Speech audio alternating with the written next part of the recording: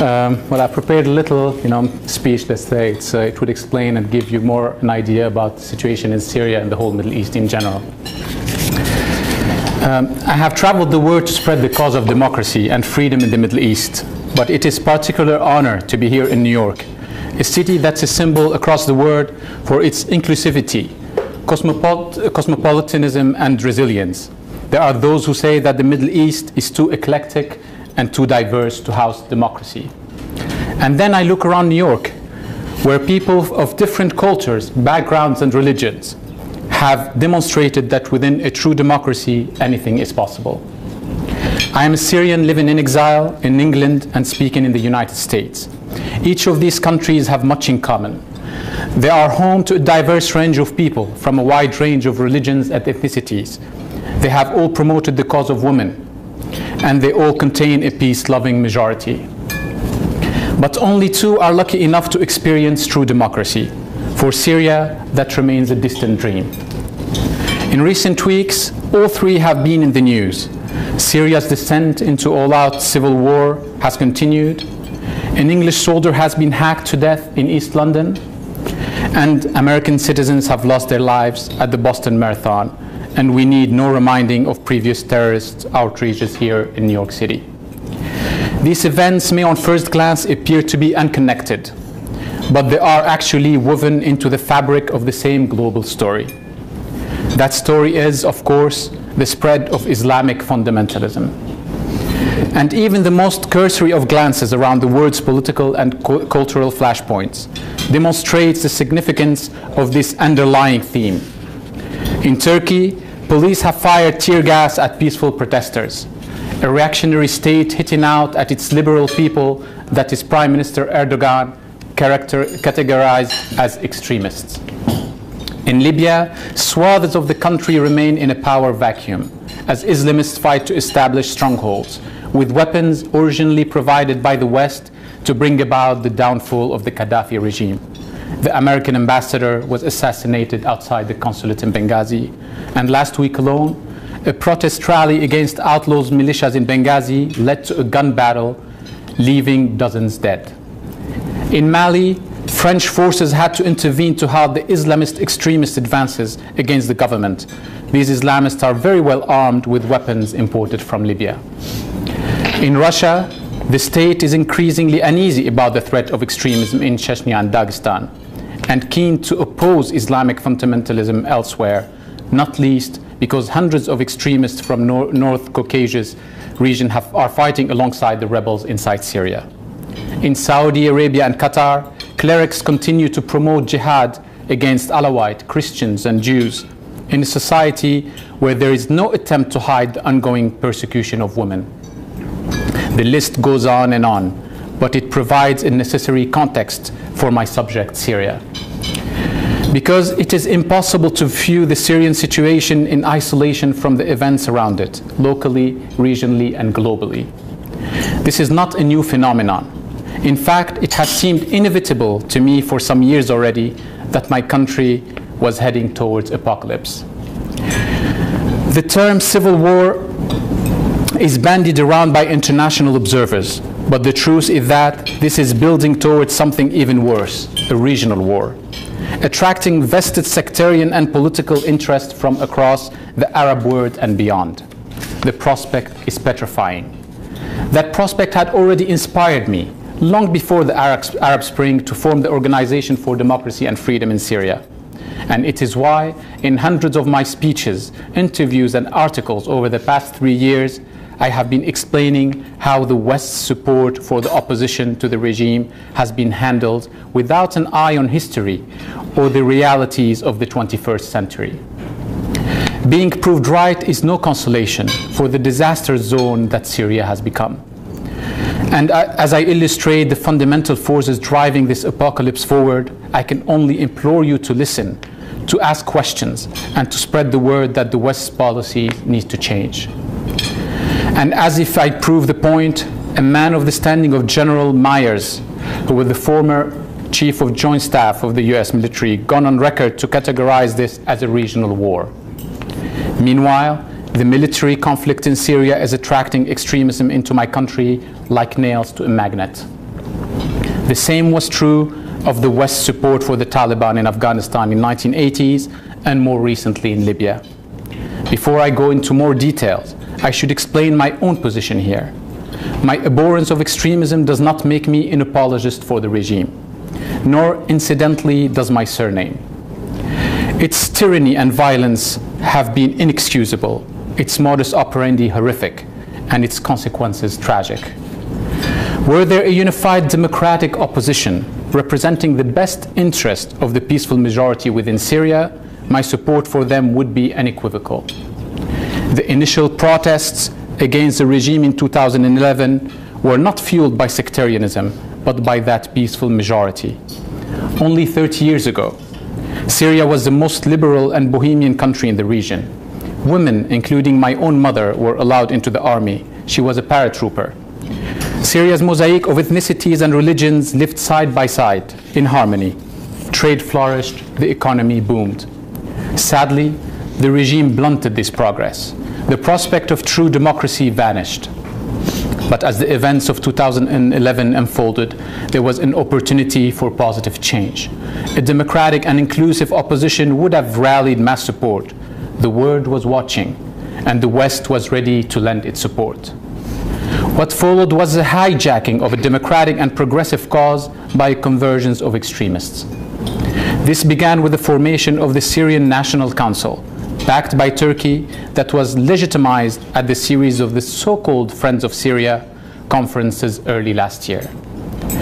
To quote once again from my speech in Berlin, in Syria, over 45% of the population is represented by minorities, who are ignored by the SNC. The SNC was not elected, and as Democrats, we must ask a series of crucial questions. Why was it chosen?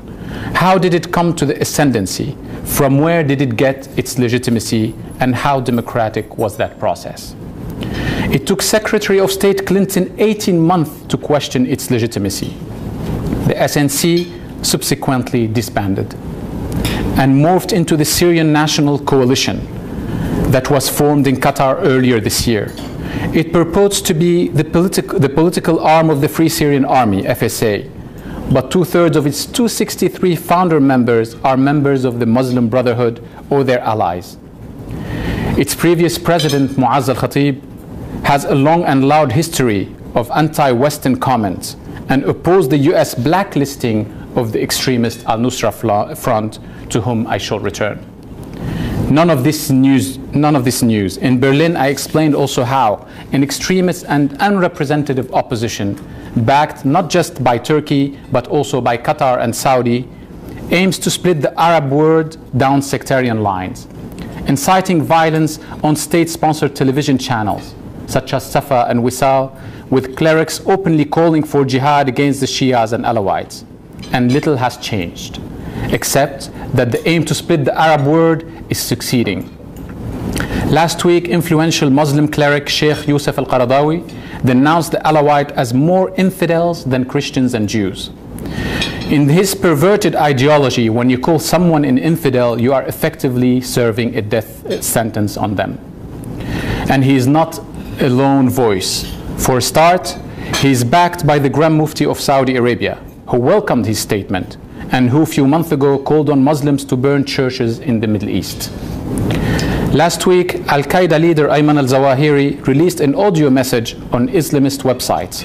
He said, and I quote word for word, "The United States, its associates and allies want you to sacrifice your blood to bring down the criminal Alawite regime and install a government in its pay and to preserve Israel's security. The jihad in the Levant should work to establish a combatant Islamic caliphate that continues to make sacrifices until the banner of jihad and Islam is hoisted." The internet has long been rife with similar calls to jihad. It's now packed with videos uploaded by terrorists demonstrating how they have heeded his words. I should warn the faint-hearted among you to avoid these. They are disturbing. The latest include rebels eating a soldier's heart after ripping it from his body, an incident picked up by President Putin at the G8 summit, and responding to a 15-year-old's refusal to lend them money by shooting him dead. The state-backed terrorism introduces the regional divide that has long been opening up on sectarian lines. On one hand, a Shia-led axis runs through Iran, Iraq, Syria, and Lebanon. Meanwhile, a Sunni-led axis involving Turkey, Saudi, and Qatar, and motivated by political, cultural, and religious opposition to Iran, backs Islamist elements of the Syrian opposition. Last week, Egyptian President Mohamed Morsi formally took sides by cutting all ties with the Syrian regime. And as the Washington Post has reported this week, Egypt's ancient mosques have crackled with calls for jihad against the infidel Shias and Alawites, as an exodus of extremists have headed for Syria. And just yesterday, a prominent Egyptian Shia cleric and 4 of his followers have been killed in a brutal attack carried out by Salafi extremists near Cairo. So much for the Arab Spring. This backing is not restricted to verbal fireworks. Turkey, Saudi Arabia, and Qatar have long been funding, sheltering, and arming the Islamist opposition. Latest estimates suggest that $3.5 billion has already been spent in this way. Meanwhile, according to the UN peace envoy Lakhdar Ibrahimi, fighters from 38 nationalities have made their way into Syria. The situation is akin to a contemporary Tower of Babel, where different groups speaking in different languages fight for a sectarian cause, which is why the European Union pledged last week to keep the many hundreds of EU citizens now fighting in Syria from importing terrorism on their own return home. Canada has recently given the same warning, and 1 US citizen has been arrested on his return from Syria, another died. And as time passes and the war intensifies, the opposition becomes increasingly extreme. The US Secretary of Justice, Eric Holder, has stated categorically that most of the FSA follow the Al-Qaeda ideology. Even General Idris, the current Chief of Staff of the supposedly moderate Free Syrian Army, has said that he is happy to fight alongside extremist groups, which he believes comprise over half of all opposition forces. That may be an understatement. The New York Times has this month suggested that nowhere in rebel-controlled Syria is there a secular fighting force to speak of. Those forces who make up the Supreme Military Council of the Free Syrian Army share the common ground of Islamism, which sits at the heart of each of the Al-Tawheed Brigade, Dar al-Thawra Brigade, Suqur al-Sham Brigade, Syrian Martyrs Brigade, and Al-Farouk battalions. Success in the fight for Raqqa city led to its main square being adorned with a massive black flag bearing the Islamic Shahada. A video posted last week was entitled "The Storming and Cleansing of Hatla," where opposition forces attacked and massacred a peaceful Shia village, showed gunmen firing weapons and brandishing black flags alongside the colors of the Free Syrian Army. The cameraman's comments, "We have raised the banner saying there is no God but God above the houses of the apostate rejectionists. The Shia and the holy warriors are celebrating." A little earlier, I mentioned the Al-Nusra Front. It fought alongside General Idris, despite being blacklisted by the United States as a foreign terror organization. A list of atrocities carried out by these forces is neither pleasant nor necessary. Suffice to say that they are sustained and horrific. A United Nations report suggests that jihadist rebels may already have used chemical weapons. It is certain they have massacred Christians, most recently in Al-Duwair village on the outskirts of Homs. And it is unquestionable that their motivation lies far from a democratic future for my country. And the head of the independent UN investigation, Mr. Pinheiro, stated that none of these groups were fighting in the cause of democracy. Which brings me to my key point today. Namely, why, when it has all these facts at its disposal, is the West not just legitimizing, supporting, and supplying the rebels, but on the verge of arming them too? Again, the answer lies far from Syria. A Cold War has been escalating for some time now. It began with China's perception of US policy of encirclement, developed with Russia's concern over the US missile shields, and grew with Chinese currency protectionism. Jordanian and US forces are drilling together in the Jordanian desert along 17 other nations in exercise Eagle Lion. The third such exercise of its type, yet another demonstration of muscle flexing between the superpowers, that had already manifested itself in Russia proposing a permanent naval task of 10 combat and auxiliary ships in the Mediterranean and Chinese naval maneuvers in the South China Sea. The US announcement that it would resume its anti-ballistic missile program in Europe was swiftly followed by Russia's strategic forces reporting a successful launch of a next-generation ICBM that can supposedly pierce any ABM system. Russia's involvement here is pivotal, as her geopolitical interests are aligned with her long-term support for Syria, her biggest client in the Middle East, and her only ally on the Mediterranean coast, with a Russian naval base at Tartus. Combined with the respective concerns about Muslim fundamentalism, this explains Russo-Chinese blocking of UN resolution against the Syrian regime and the ever-growing relationships with the Iranian-led axis across the region. And it explains why Foreign Minister Sergei Lavrov confirmed that Russia will honor its controversial contract to deliver the S-300 air defense missile system to Syria. This contextualizes the strategic importance of Syria to the US. It explains her calling for no-fly zones around the country that Russia says would be unlawful. And it begins to explain why she has announced yet more support for the opposition, but it still does not explain her tactics. Because the current opposition is completely unaligned with democracy and freedom. In fact, the latest edition of the World Tribune suggests that the rebels are so loathed and feared across much of Syria that the regime is beginning to win back the people's hearts and minds. It estimates 70% support. Despite 40 years of dictatorship, the death of 100,000 Syrians, and the immigration of more than 1.5 million, this is a tragedy. No wonder the conflict is spreading. Both sides are supported by external groups. Both have access to chemical weapons. Both are prepared to commit atrocities without compunction. Both will fight to the death, but neither represent the peaceful majority of the population. It's not only the death toll in Syria that has changed since my speech in Berlin. These themes, the influx of jihadis and the committing of atrocities, have all come to the attention of the world's press. Previously, I was forced to quote relatively obscure papers and sources to illustrate my concerns. Now it is public knowledge.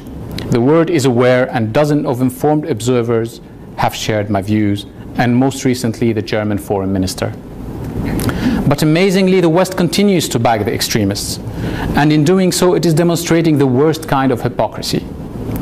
Quite rightly, the response to the outrage in Boston and to the tragedy in London was for senior politicians to point to our values, our principles, and the importance of freedom and democracy. But if we are to support these values in the US and Europe, surely we must support them everywhere. To support democracy alongside Saudi Arabia and Qatar is oxymoronic, as it is to oppose extremism alongside the Free Syrian Army. Secretary of State John Kerry has done just that. On one hand, he has stated that we can't risk letting this country in the heart of the Middle East become hijacked by the extremists. But then he has given his support and that of 10 other countries to the Supreme Military Command of the Free Syrian Army. And President Obama has pointed to the perils of the chaos that extremist breeds, but the West still appears to want to arm extremists. I have already mentioned the consequences of supporting extremists in Afghanistan and Libya. Surely we must learn from these tragedies. John McCain tweeted recently that the Obama administration is fiddling while Syria burns. But the answer is not to supplement the current export of aid, night goggles and body armor to the opposition. It is to change the entire narrative of the conflict. At present, and if regional implosion is averted, there are only 3 potential outcomes. The first is an endless war, a power vacuum, and the complete disintegration of Syria. The second is victory for the regime, whose future will be reliant on the support of Iran and Hezbollah. And the third is a victory for the opposition, formerly represented by the Muslim Brotherhood and backed by Al-Qaeda. I am sure that every one of us agrees that there must be a fourth way, a new narrative, an approach that puts Syria and the Syrian people at its heart. So what can we do? There is only one answer: diplomacy, the only approach that has yet to be given a real chance. Russia may have its own vested interests, but it has long been calling for the key players to come to the negotiating table. The West must make this happen.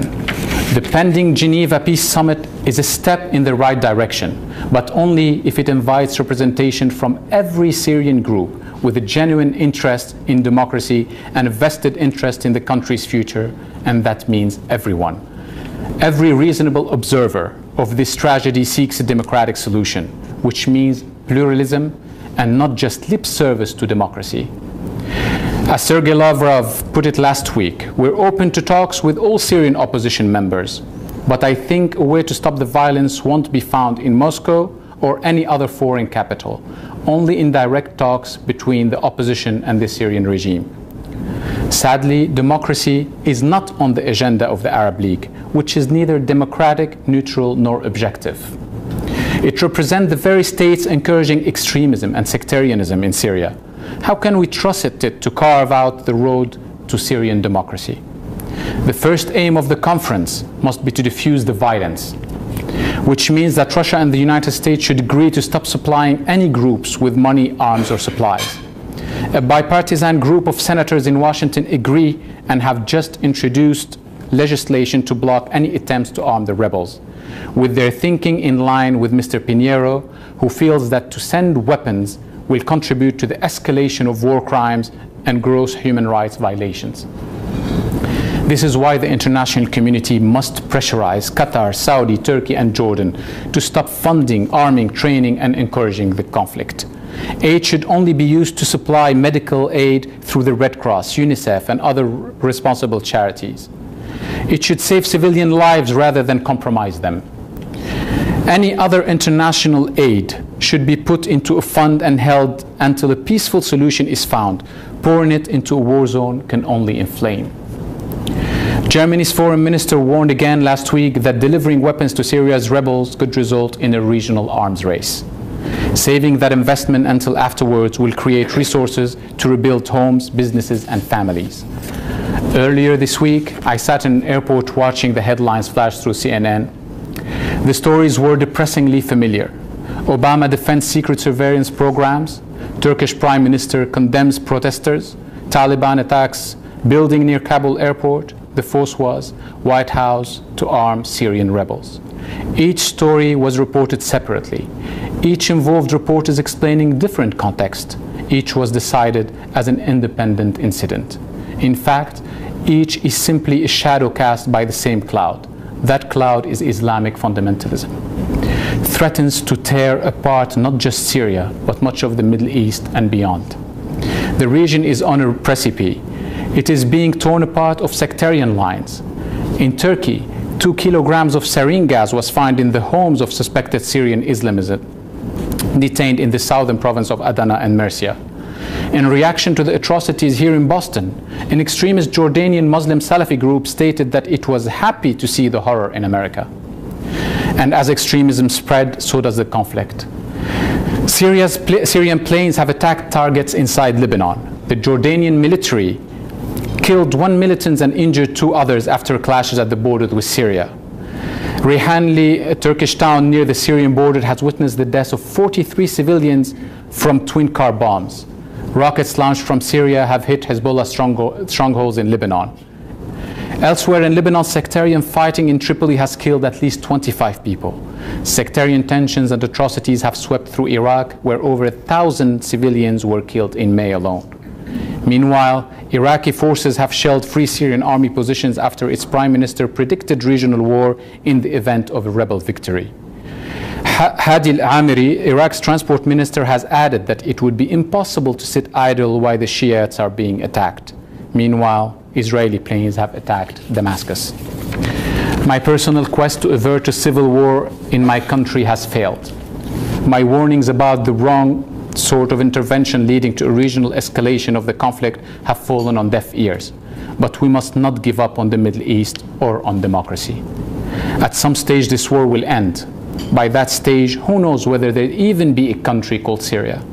Across the West, and particularly here, is the world's greatest democracy. It is our responsibility to ensure that the future holds more hope for the Syrian majority, the majority who want peace, and for whom the only outcome worse than the survival of the current regime would be its replacement by something more extreme and less predictable.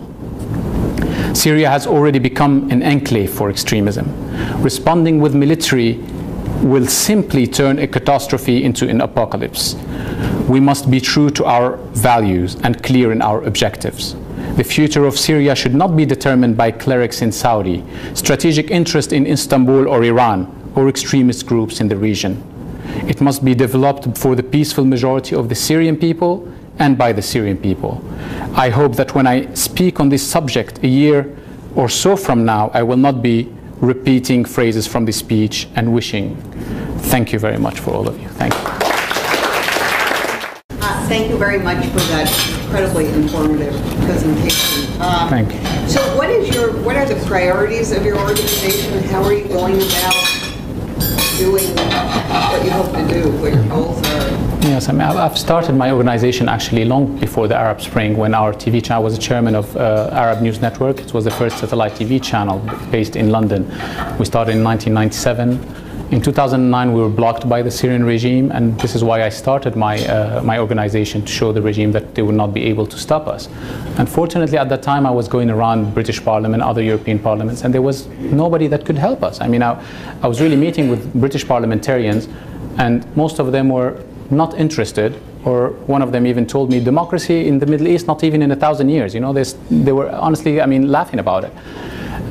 Today, those same parliamentarians are the ones who are calling for arming the rebels. The problem, the only difference is that we have started really, I mean, we and other groups are working for genuine democratic, peaceful change in Syria. Unfortunately, Saudi and Qatar do not want to see a genuine democracy coming into the Middle East, because that would, of course, threaten their own existence.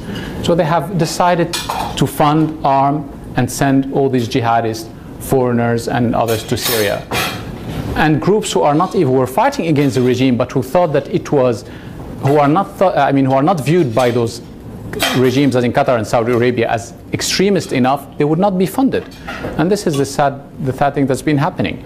They have been calling against using their television channels. I mean, they have set up special television channels in Saudi, Egypt, and Kuwait, calling on jihad against, you know, all Alawites and Shias. And this has galvanized support for the regime in Syria. It has also led to all the minorities in Syria and all the moderate, from all sides, Muslims, you know, from all ethnic sects, to side with the regime, because everyone has seen what happened in Iran over 30 years ago, but they do not want that to be repeated in Syria, where they removed a dictatorship to be replaced with a theocracy. Also, Syrians were able to see what went on in Tunisia. Tunisia was the most secular and the most, I mean, advanced country in the Middle East, where women had as much rights as men and more. Today it's run by Islamists. Libya, the same thing. It's all run by Islamist groups. Egypt, the same.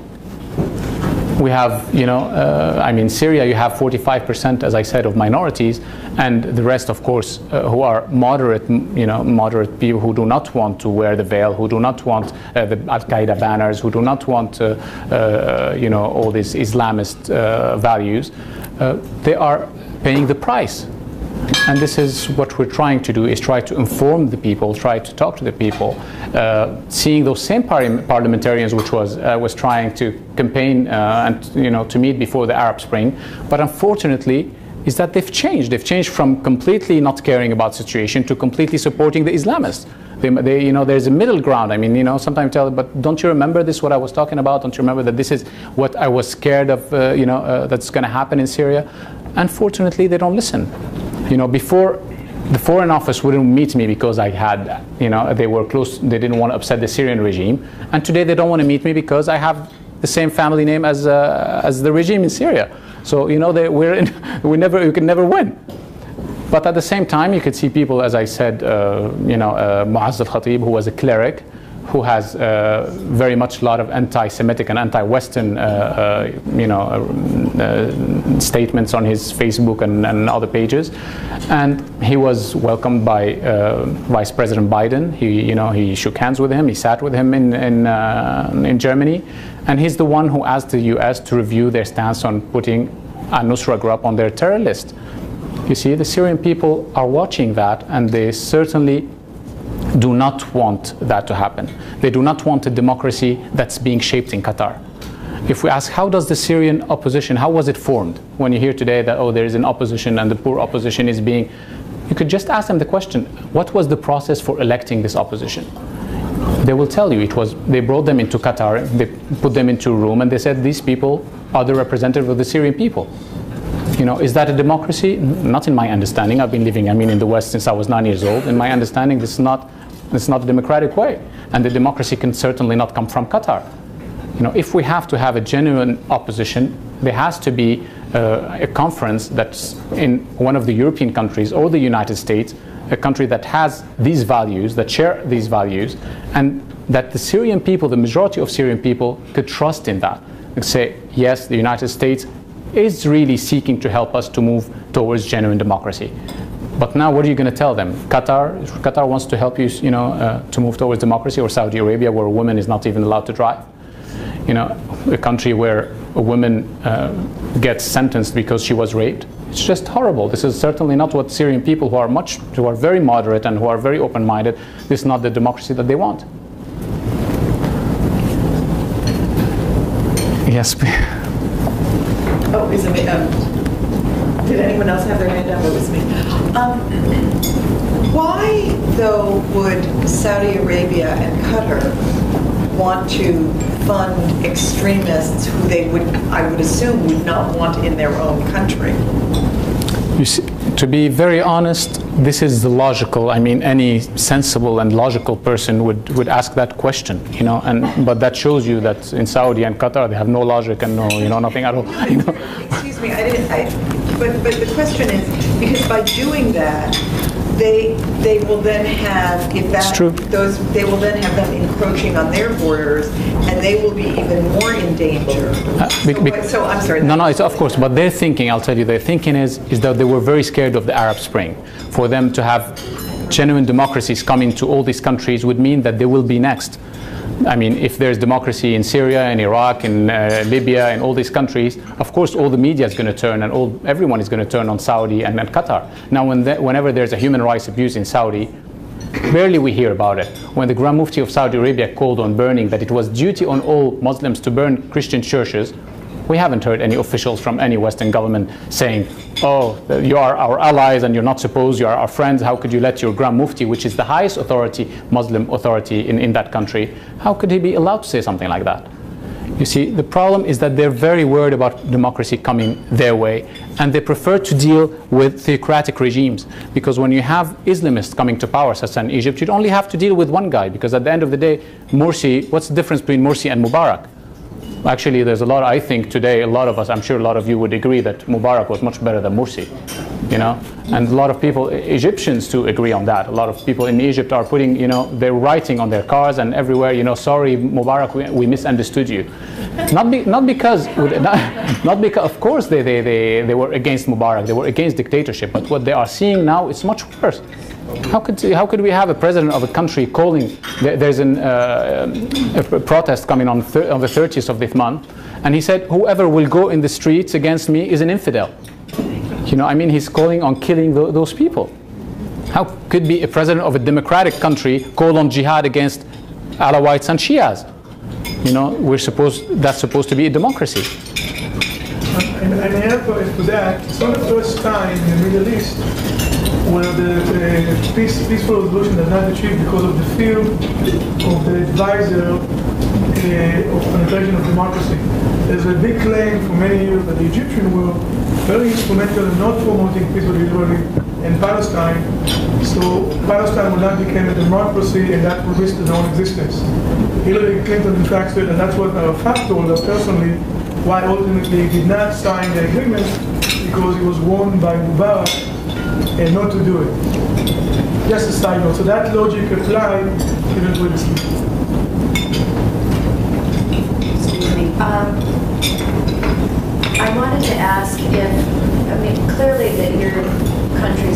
the Civil War. And to have backing one way or the other from governments like the United States to help in some constructive way, they need to know who is in the opposition. Right now, what you're describing is an opposition that shouldn't be backed. What can be done to get people organized such as yourselves to create an opposition that the rest of the democratic free world would support? Yeah, I think it's very easy, and I've met 7 months ago, I went to the European Parliament and met with many groups, the EPP group, the ECR groups, the main groups of the European Parliament, and they all agreed with my ideas of having a conference that would invite all Syrian opposition groups, everyone who believed in our values, in the universal values, because we cannot say they're only Western values, they are universal values, and they have to sign on to this,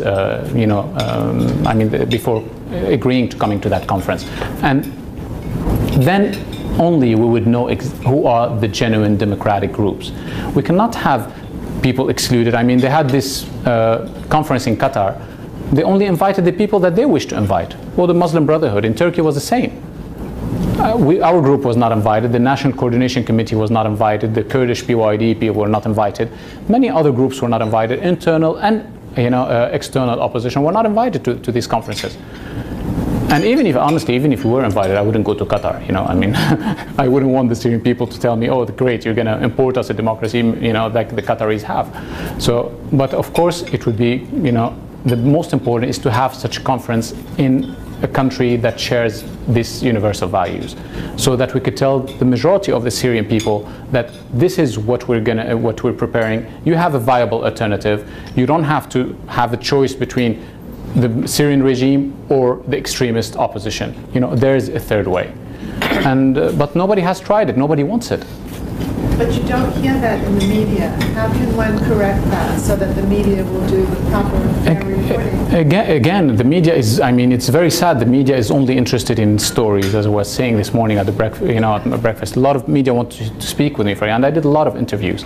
But that was in the beginning when I was going against the Syrian regime. Of course, I'm still going against the Syrian regime, but I was very harsh. But now, when they hear you become very moderate and try to speak with reason, they don't want to know about that, because it doesn't sell. Honestly, I don't know. It's just they're not. It doesn't sell. I think they're not interested in any moderate voices. Whenever they, before how you have the editor or somebody calling you before you go on the program, so they ask you a few questions, and whenever they see that I'm very I'm calling for reason and peaceful solution, then they call back again. Oh, sorry, we had something else, and and they just cancel it. So it's very unfortunate, but these are the people. And unfortunately, if you don't know, all the Arab media is controlled by Saudi Arabia and Qatar. If you look at all the main media in Europe and the Middle East that are Arabic, they all belong to Qataris and Saudi royal family. What about Al Jazeera then? It's owned by the Qatari government. Al Arabiya by the Saudi royals. Question. Yes, please. Why can't the democratic groups just get together themselves, pick a place, go there, get together, and form this coalition that you're calling for? That's question one. Question two is, if that does work, how do you take power? How do you get from a democratic group either formed on its own or with the assistance of other nations and actually getting them into power in Syria? First of all, we tried to do that. We had a conference in Paris in November 2011. Different groups came, and other opposition groups did the same thing in Rome. But if you don't have international backing or Western backing, it's impossible. It can never work. Who's going to be behind you? Who's going to support you? Who's going to give you a voice to speak on the media? It's either you're going to be either on Russian TV or on on Arab. It's impossible. You have to be. Or the media has to open up to you. We have to let our voices heard by the media. As I told you, we tried to have a conference in the European Parliament a year and a half ago, and the ECR group invited all these groups to come. Unfortunately, just a few showed up, and the others, the SNC or those Islamists, they went to the socialist group and had their own conference a day before ours, like if we were competing for conferences. They don't understand that we have to find a common thing, work together, try to find a peaceful solution. We're not competing for it. Everyone thinks today that they want to replace that regime in Syria. No, that's the main thing of all those opposition groups and all those members. Each one thinks of himself. Nobody's really thinking of Syria. And honestly, most of them have spent over 30, 40 years abroad. They have no followers even in Syria. I mean, it's easy to have people on the ground. You pay people. I mean, the economy has collapsed. People have no jobs, no salaries. You hear in the Western media, I mean, a year ago I heard people are leaving their jobs to join the Free Syrian Army. There's no jobs. I mean, people want jobs. There's no economy. There's nobody's working. The whole country is destroyed.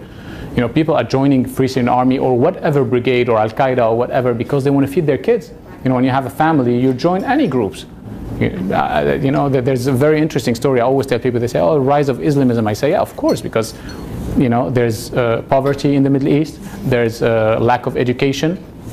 And you know, they have this great story. Of course, I don't know if I want to be, if I wanted to be on record, but there's this great man who was an Al Qaeda member, and then he was brought and he was given £1 million a year by the British government, and he created this organization. And he's like, it's the story of the town. You know, oh, he was an extremist Muslim and he changed. I'm like, yeah, if you go to all the Middle Eastern countries and give £1 million to each person, you know, a year, everybody will. You know, in Afghanistan, people would wear bikinis if you want them to. You know, it's just, I mean, it's no sense. You know. Like, people don't see that there's a lot of poverty. People are joining those Islamist groups because there's a lack of money, not because they like it. People joining Hamas because, you know, they have no jobs, because you know, Gaza was surrounded, because the PLO at the time, you know, there was a lot of corruption, and the same thing everywhere in the Middle East. Not because, don't think because people love these extremist ideologies. Of course not. Even in Syrian videos that you've seen, those opposition videos or rebel videos, people are competing because this is how they get the funds from Saudi and Qatar.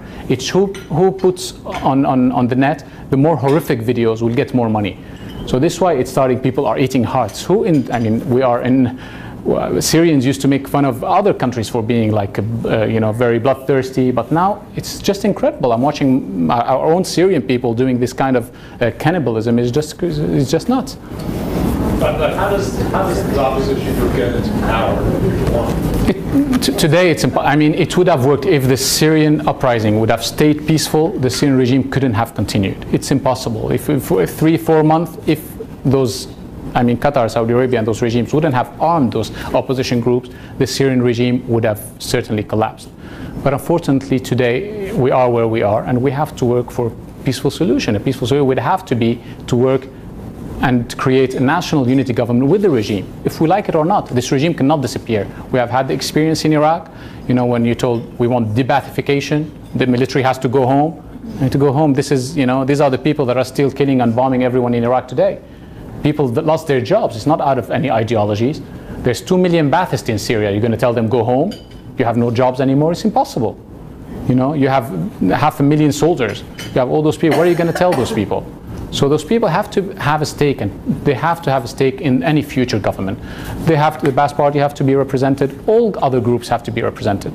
The only personally that I don't think that should have any ground in Syria, and I think that this is what's going to pose the real threat for this future of Syria, is this Islamist extremists that are in Syria. What we're going to do about them? Even if there is a national dialogue and a national unity government, we need a very strong military and very strong backing from, you know, the West and other countries to fight those extremists. I'm sure there's nearly 100,000 of them now in Syria, coming from everywhere. And with these calls on jihad, and, you know, as I said, Egyptians are sending thousands and thousands to Syria now for jihad. This is going to be even more difficult for us. It's going to be not only difficult for Syria and the region, it's going to be difficult also for the West. You know, the Home Office in the UK has said that there is 800 fighters. They think there's 800. I'm sure there are more. 800 fighters who are European citizens, and they are worried what would happen to them when they come back. They are all fighting in Syria with Al Qaeda groups. What would happen when they come back home? You know, what do you think will happen when they come back home? Do you think you're going to tell the guy who's been killing and putting bombs, and you know, you're going to come back and just get your job back at a shop, or being have a normal job? It's impossible. You're going to have 800 people or 1,000 very highly trained. You know, you had this incident in Woolwich in London, where a man who didn't have any training just get out of his car and cut the head of this soldier. Could you imagine those people who are very highly trained? 800 or 1,000 of them coming back. What are you going to do about them? How could you track them? You know, how could you to have a rehabilitation program today? It's impossible. And they don't see the dangers of that. I mean, the U.S. should be concerned after what happened. I mean, mainly that city has suffered the most of those extremists. You know, Boston just a month ago. You know, we have to stop and say something we're doing it wrong. And we have to fight those people. These people are seeking to have an Islamic ummah all over, you know, the Islamic world. And this is worse than fascism and Nazism, you know, because the Nazis they didn't have an authority from God to go and kill people. They did horrific things. But those people think that it's words of God, and they are doing the acts of God. That jihad, they're doing it because they are serving gods, you know, on earth. So how could we stop those people? Well, you can't. Yeah. I mean, how do you negotiate, you know, any kind of peace agreement with terrorists and people that don't want to stop fighting? So, impossible. This is what I say. It's impossible. So you don't go on arming them. You don't go on calling, oh, we should arm the opposition. But to even have a peace conference, I mean, what good would that do? No, the peace conference, because those people would never sign to those values that I said. They would never sign on religious pluralism. They would never sign on all people are equal under the rule of law, regardless of sex, religion, ethnic group. They would never sign on that. The equality of sex, they'd be like, yeah, sure. They would never even attend. But that's perfect. That would show the world who they really are. But what do they care? I mean, no, but this is why we need to let the West, I mean, the U.S. and the West stop supporting those people. Yes. We have to show to show the reality of those people to the West, because the West is saying yes, this is our allies. When you hear even in the media, our allies Saudi and Qatar, I don't want these people to be my allies. You know, who would want my allies to be the ones funding extremists? I want my allies to be people who share the same values I do, or countries who share the same values that I do. I've been asked to say the last few questions, 2 questions. So what I'm suggesting, let's ask all the questions together. Please. Yes, please. The boss. Can you think of a model where the United States has been effective in recent years? Can you think of any place where we have done the right thing? Poland. That few questions. Bosnia? Can you take a few questions? Very difficult question. Oh, my question was, it's hard for Americans to understand the roots of fundamentalism. And I was wondering if you can explain it, how there could be people, I understand there are people who need jobs and they're working for groups, but how did it start? How did people start to really hate the West so much? Actually, it happened. Two words. Yes. Paula's got a question, and Lauren, I think it's Lauren's birthday. We have to let her know. Happy birthday. And how the differences between Shia and Sunni plays into this, and maybe it can be connected with a little bit of the history. Yes. And Lauren, in honor of your birthday, get the last question. Oh, you are so sweet. No, I know you were talking about a middle ground, and I was just wondering how, you know, that can be promulgated in the press. Is there any way, any suggestions that you have for this country to kind of back a middle ground as opposed to, you know, one extreme or another? I mean, the suggestion is how do we convince the media of trying to cope? And what would you say? Honestly, I find it very difficult. I'm the head of another organization, the Iman Foundation, which promotes interfaith and intrafaith dialogue and cultural dialogue and challenging extremism. And I've met with many religious leaders who are very moderate. You know, in Lebanon, the Grand Mufti of Egypt, who says that Jews and Christians and Muslims are all the same, we're all brothers. Even he went on saying Buddhists and, you know, whatever other religions, all the words, all humans, all brothers, and we should all be together and work for common, you know. But unfortunately, you would never hear these kind of clerics who are moderate. They would never get any place in the media. It doesn't, you know, I think it doesn't sell. Whenever you get somebody in the media, it's whenever they're talking about jihad, or whenever you have Zawahiri or bin Laden or bomb or killing. That sells. So, but unfortunately, it's having a very bad negative effect, because all Muslims who have no knowledge of who their leaders are, they think that Zawahiri is their leader, bin Laden is their leader. You have millions of Muslims in Europe, and I'm sure here in the US, they don't know. I mean, they only know when they hear what they hear in the news. You know, they think when they say Muslim leader, you know, people think, oh, Zawahiri, oh, this is our leader, you know. Or when they hear Qaradawi, or when they hear this other person, but they have no knowledge. Actually, do you know that a lot of, coming back to the other question, most Islam is, I mean, the Quran came in Arabic. So most Muslims don't even know what's written in the Quran, you know. So how would they understand what's written? They understand it because the people who fund this, like Saudi, Qatar, those countries who send clerics, they need a lot of fundings, and build mosques. They send them to, as you remember during Afghanistan, where they sent people to Pakistan, to Afghanistan to build those madrasas, and Africa now. It's like franchise. They just, you know, send those clerics everywhere. They go and tell those Muslim people who have no idea about Islam, because they can't read it, even if they read, they cannot understand what's written. Even in Arabic, to understand what's written is very difficult. You know, so they would go tell them, the Prophet said that you should, you know, Jews, Christians, and other infidels, we have to do jihad against them. You know, they think that's what's written in the Quran. How would they know? You know, that's the main problem. I mean, unfortunately, dictatorship, this is what dictatorship played a very bad part in what's going on. Because for all these years, dictators did not allow any political parties to exist. There was a lack of education, corruption, all of this. So this allowed only Islamist groups to form. Why? Because you cannot stop people from going to the mosque. You cannot stop people from paying zakat, you know. But how is it used? You don't know. How is this money used? You wouldn't know. But on the other hand, other democratic parties or people are not allowed to open any offices. They're not allowed to receive any money from abroad. They're not even allowed to you know, they're very well supervised. So this is why in Egypt and other countries, if you've seen, the only organized people were the Muslim Brotherhood. In Syria, all the demonstration in the beginning were after Friday prayers. You know, there were not just like people coming in the streets. They were waiting every Friday for Friday prayers, and they named each Friday prayers they gave it a different name, and they would go out and protest against the regime. So this is why there was a need, of course, to change this, you know, this dictatorship. There was a need to call for democracy and try to bring democratic changes, but certainly not to give it to those people.